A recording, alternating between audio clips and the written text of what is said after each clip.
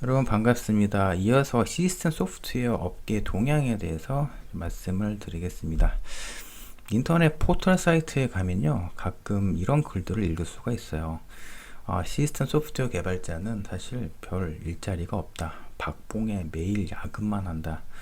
앞으로 우리의 미래가 어떨지 참 걱정이 된다. 뭐 그런 말씀을 하시는 분들이 있는데요. 사실 그분들 말씀을 반박할 필요는 없는데, 좀 제가 말씀드리는 시스템 소프트웨어 업계 동향에 대한 내용을 들으시면 생각이 좀 바뀔 수가 있거든요. 현재 2021년도 IT 분야의 최대 관심사 키워드 중 한 세 개를 꼽으면요. 첫 번째는 오토모티브, 그리고 시스템 반도체, 그리고 IoT 디바이스 세 개로 좀 분류를 할 수 있어요. 그러니까 시스템 소프트웨어 업계와 관련된 세 개의 주요 메이저 키워드를 이렇게 좀 선정해서 말씀드릴 수가 있는데요. 오토모티브 분야인 경우는 사실 2025년도까지 일정 비율의 전기 자동차를 좀 생산을 해야 되는 상황입니다. 만약에 양산을 하지 못하면요, 자동차 고객사, 특히 유럽에 있는 자동차 고객사는 어마어마한 세금을 부과해야 되는 걸로 알고 있어요. 그래서 지금 대부분 자동차 고객사는 2025년도 전후로 전기 자동차를 양산할 계획을 잡고 지금 활발히 개발을 하고 있습니다. 원래는 자동차 고객사는 사실 원래 그 기계공학과 관련된 그런 그 엔지니어가 있을 거잖아요. 그런데 지금 전기 자동차로 지금 자동차가 개발이 되면서 원래 외주 업체를 활용해서 이런 인포테인먼트, 자율주행 이런 그 전기 자동차를 개발을 했었는데, 이제는 자동차 고객사가 자체 운영 체제를 확보하기 위해서 계속 시스템 소프트웨어 개발자를 영입을 하고 있는 상황입니다.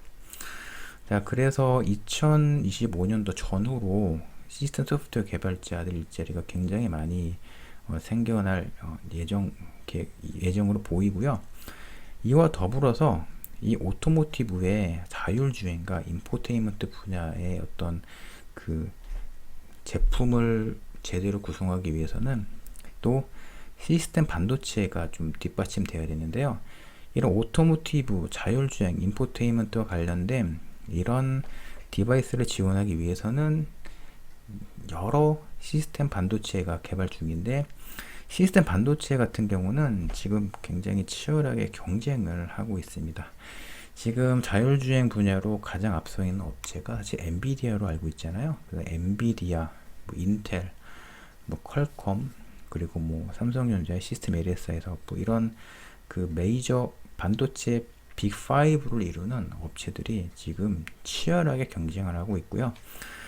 특히 시스템 반도체 분야 같은 경우는 그 인공지능과 관련된 그런 애플리케이션, 그런 모듈이 잘 동작할 수 있도록 그 MPU를 지원하는 그런 그 기능으로 많이 투자도 하고 있고요.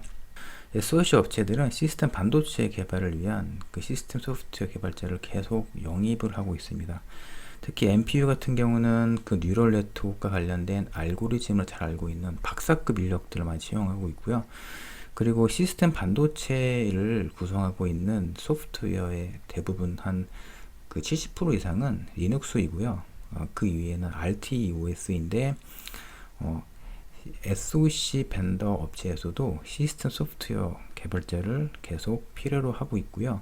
앞으로 시스템 반도체에 대한 기술이 좀 더 고도화될수록 더 많은 시스템 소프트웨어 개발자들이 필요할 것으로 보입니다.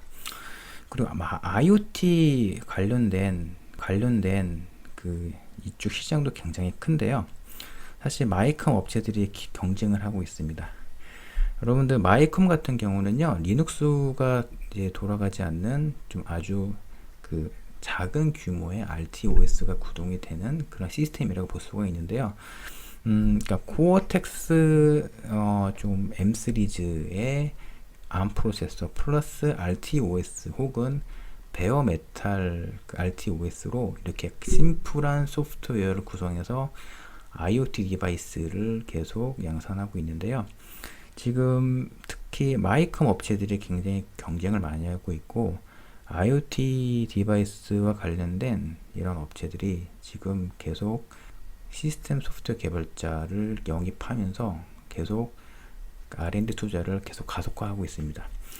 사실 그 한국에서 이제 제품을 수주하고, 그리고 제품을 수주한 다음에 단기간에 제품의 일정을 마무리해야 되는 뭐 그런 뭐 비즈니스도 있는데요. 좀 더 시야를 넓히면 이런 분야의 그 비즈니스에서 시스템 소프트웨어 개발자들이 일을 할 수가 있거든요. 그래서 제가 봤을 때는 여러분 리눅스 시스템 소프트웨어를 개발하고 있는 분들은 이런 좀 동향을 좀 아시고 앞으로 커리어에 대해서 좀 계획을 잡아서 앞으로 역량을 키우거나, 그리고 이런 비즈니스 상황에서 내가 지금 개발하고 있는 프로젝트에 어떤 기능을 활용해서 이런 비즈니스에 혹시라도 같이 그 개발을 할 수 있는지에 대해서 좀 고민을 하셔도 되게 좋을 것 같아요.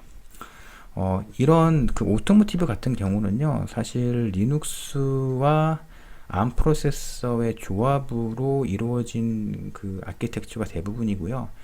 시스템 반도체인 경우에는 오토모티브 분야에서는 사실 거의 대부분 리눅스를 돌리고 있습니다.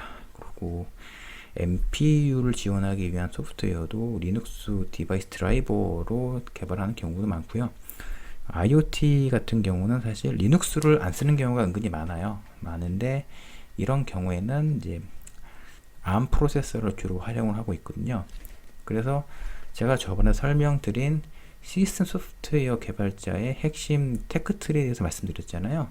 그 ARM 프로세서, CPU 아키텍처, 그리고 리눅스 커널, 그 다음으로는 SOC 아키텍처에 대해서 라고 말씀을 드렸는데, 그 세 가지 기능에 대해서 여러분들이 계속 전문성을 키워 나간다면 이런 앞으로 떠오르는 그 업계에서 여러분들의 역량을 더 많이 발휘할 수 있을 것이라 생각을 합니다.